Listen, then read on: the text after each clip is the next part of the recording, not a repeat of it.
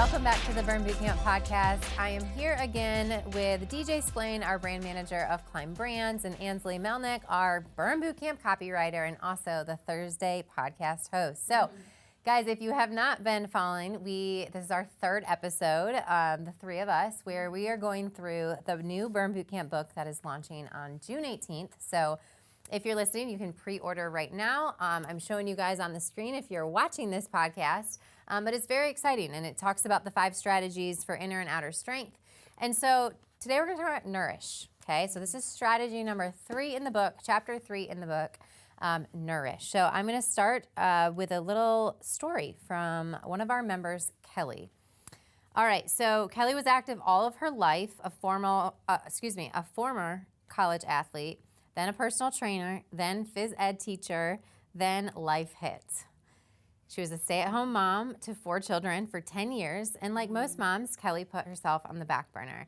She said, "I assumed my season of pursuing my passions for fitness had passed. As grateful I am for those years, I had lost who I was in the thick of raising babies." I know that's very relatable. Yep. Kelly was no longer living in a body that she recognized either. The combined results of 3 C-sections, a miscarriage, and the stress of a drawn-out 5-year adoption process, she was ashamed of her body and doubted that she could ever regain the strength and health of her youth. Although she ran 35 to 40 miles a week, holy moly, good job, Kelly, Wow. her relationship with food was holding her back. No matter how long or how hard she ran, she continued to put on weight and had low energy because of poor food choices. So the great thing about this story is that in 2020, she decided that she needed to change. She joined one of our camps in Arkansas, and she was nervous. She was nervous. She said she clung to the back row, but she was hooked after her first camp, and she instantly felt welcomed by everybody. She gradually started to feel like an athlete again. Her confidence started to come back, and she didn't think that was a feeling that she ever was going to get. So for Kelly, what she needed the most was that nutrition guidance. So nutrition was never on her radar because the thought of how hard it would be to eat right overwhelmed me, especially while trying to feed a big family. She found the Burn meal plan to be a critical component, which is awesome because we have some meal plans here in the book. But you know what, guys? Kelly is now a trainer. She is now motivating people, and she has a different relationship with food, which is what I wanted to talk about a little bit today and kind of hear from you guys, because she says here too that she desperately wanted her kids to have a healthy relationship with food. And so she knew that she needed to learn that first, and that's the best way to accomplish it. So she saw every day as an opportunity to improve her health and so that they could see it in action. And I know we've talked a lot about that in our previous podcasts of just, setting good examples for our kids. But I think, women especially, I think, have can have a negative relationship with food because, we grew up in an era where, you weren't healthy or fit unless you had a 6-pack and toned arms and you looked like the model on the Cosmo magazine. Starving yourself. And so that was kind of what health looked like. And I went down that rabbit hole, when I started my journey with Burn, and that, I wanted to be a trainer. I thought I needed to look that way too. And I started dieting, and I started having a very, very poor relationship with food because what I was doing is I was boiling chicken. I was, weighing and putting everything on the scale. I was counting every calorie. Food was no longer enjoyable. It was just, I just ate it to have the calories, even though I was under eating. And then I'd have these crazy cheat days where I would eat like so many calories. And it was just this back and forth, week after week, day after day. And I was so restrictive. Like I didn't see food as a positive thing because I thought it was going to make me fat. Those were the stories I was telling in my head. And, there's a lot to that story. I've obviously worked really hard to have a good relationship with food and my body and what all of that means. But it really did hit me when I lost my period going through that phase because I was only eating 25 grams of fat each day. That was like the macro, that threshold I needed to stay down. So I was on such a low-fat diet that, and also under-eating, over-exercising, and I lost my periods. And this was before I had kids, and it hit me. And I was like, oh, no, I want to have kids one day, like I want to have a family. Yeah. And so then that's when I slowly started to realize that I needed to look at food differently, and I needed to look at fitness differently, and also what health looked like differently. And because here's the thing, like you can you can have the 6-pack and there's no shame in that. Like you can eat really clean and like you can be on a meal plan and you can weigh your food and you can do the calorie counting. That's fine as long as you're happy and you're satisfied and you're fulfilled. I wasn't, right? And I don't think many people are, based on just my own experience having a ton of focus meetings with women. It's an imprisonment. Like food is an imprisonment. Like I can't have this. I can have this. It's just another stress in the day. It's just another stress in the day and something to think about. And then we do go off the deep end a little bit more than if you would have just given yourself some freedom during the day when you felt that way. And so I've learned now over time, like if I want pizza, I'm going to just go ahead and have pizza because I'll have one piece and not the whole pie, which was what I used to do because I was so restrictive and that messed with my psychological health as well. Sure, absolutely. Absolutely. The dieting, while it makes you feel like you're in control because you're constantly focused on it, it really is, it's a really unhealthy power over your life, and it's this all in, all out attitude. And I think where everybody wants to naturally be is like in this really balanced place where they're eating foods that make them happy, and then those are also the same foods that cultivate their strength and their stamina and you know, don't mess with their heads. But that was just something that, like, to your point, like that wasn't on the radar for like us back in the day. It was like, oh, you can only have low carb foods. And it was just crazy how all of that was like, you know, they hammered in the food pyramid. It was like, this is what you can eat, and like these are bad, these are good. It was like protein was like at the very like top underneath like carbs, and it was like, no, that's what we should be eating. That's what keeps us full. You know, they don't talk about the benefits of what each thing does, and I think that is what is able to, like, how we're able to really understand like how we get the things that we need from food. It's like carbs are good. It gives us some energy. It's not going to keep us full for a very long time. Like, this is how I'm trying to teach it to my girls, because I want them to understand that, like, cereal is probably not the best. Like, it's going to taste really good and it's going to give you a burst of energy, but it's not going to keep you full for very long. So if you want to be full longer, then maybe we should have this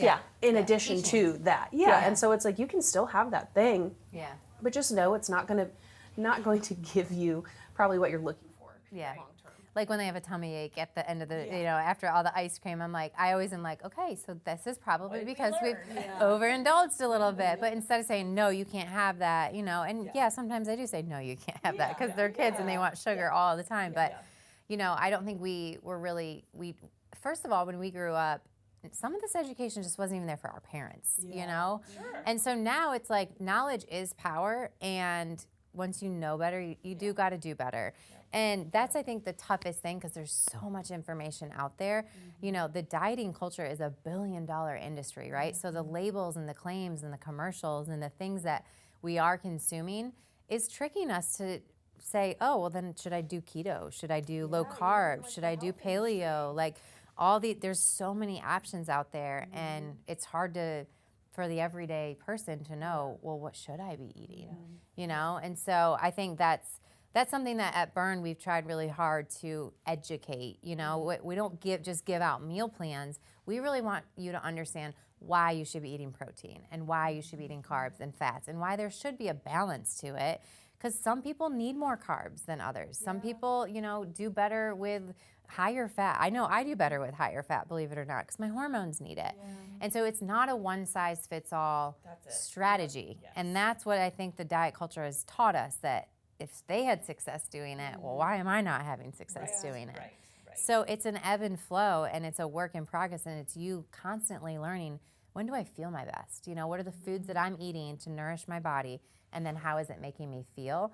And then us just having that consistency around, you know, listen, everybody loves a good piece of pizza, but how does it make you feel after? If it's worth it, great, you know? Because again, it's all balance, but being really in tune with your body and what your body needs at the time. And for women too, that's going to fluctuate. And I think that's what's like really hard, is that at different stages in the game, it's going to look differently and feel differently.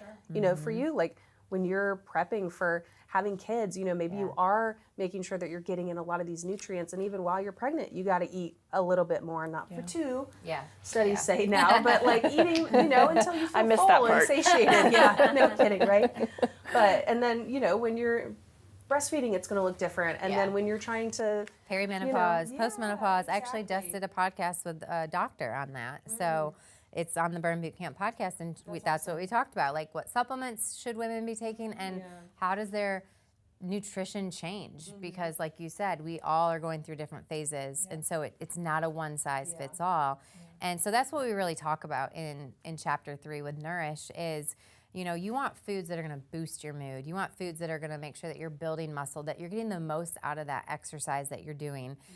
Because when you can eat enough protein, build enough muscle, it helps with so many other things health-wise. You know, it helps with your bone density. It helps with things that are going to help you and sustain you throughout the course of your life, not just for swimsuit season. You know, and I think that's a hard message because we all want that, but we're all guilty of it at one point or another. Yeah. No, I think it's all about, and we talked about this in our episode on the first chapter, Burn. You know, it's one small win at a time, and you just start to, you pull all those little wins together, and then all of a sudden you're on this streak of big wins where you really do crave the food that does make you feel good, and you allow yourself a little bit of grace around the foods that maybe you think are off limits. Food is complicated, you know, if it comes from like social connection and family occasions and holidays and stuff, like comfort, emotions, everything. And so I definitely think giving yourself a little bit of grace around, you know, just try to get those small wins and keep moving. Yeah. And I think too, like one of the things we talk about here is you've failed so many times, I'll fail again. It's that mindset of just because you did maybe have a slip up and eat something, which like, I don't even like calling it that, right? Like you just had a meal that tasted really good and you were craving it and you had it. That doesn't mean you've failed something. It just means the next meal, you get another choice to say, what am I gonna eat? What am I gonna put in my body? And so that's, I think that's where a lot of people get it wrong, is they think they have to be so perfect, and the minute they fail, it's like, what's that saying? Like, if you have one flat tire, you're not gonna go slash the other 4. You know, like you just move on. You know, you fix the tire, and then you keep going. So it's just a meal. It's just, you know, it's just calories that you get the opportunity to kind of reset every single day that we wake up. So, you know, that whole failure mindset, if you have had something that maybe you felt like you couldn't have, but that's another thing is, stop restricting yourself, you know? I mean, there are true restrictions for people that have maybe a gluten allergy or things do truly bother them. But if not, like, just because maybe a marketing message or somebody said it's not good for you doesn't mean you can never have it. Because you're gonna want it more if you tell yourself that. I think great health comes after time. And I think that that's the thing that a lot of people unfortunately miss, is that, you know, you're eating clean and healthy for a week and you expect a lot of things to happen, like, you know, to feel different and to look different.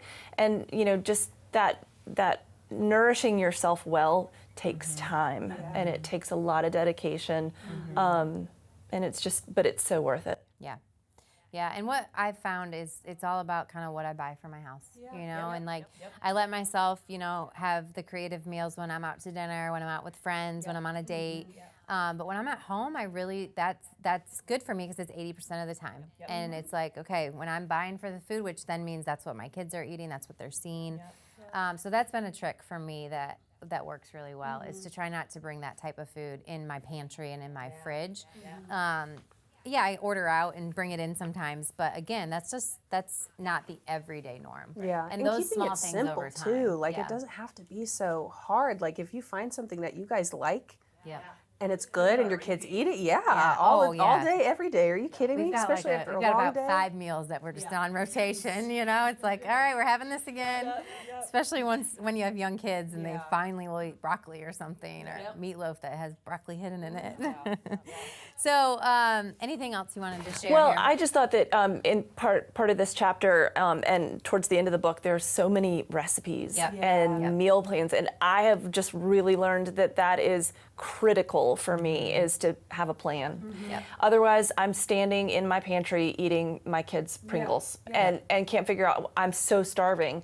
But just having something, healthy that you can go to easy in the fridge, so you feel good. I think it's critical for success. Yep, absolutely, which is why we included it, like she said, in the back of the book. So once you get this, you guys can see just those resources for you to give you some creative ideas, and they're simple, like we just talked about. They're not 18 different ingredients that you need to go buy. It's just some simple stuff to get those small wins in your court. So, all right. Well, thank you guys so much for joining us. That was fun talking about food. It made me hungry. So thank you guys once again for listening. And as always, make sure you subscribe to the channel, leave us a review. Let us know what else you want to hear about on the Burn Boot Camp podcast. We love to hear all the different ideas and topics. So thanks again, guys. We'll talk to you soon. 2 claps on 2. 1, 2.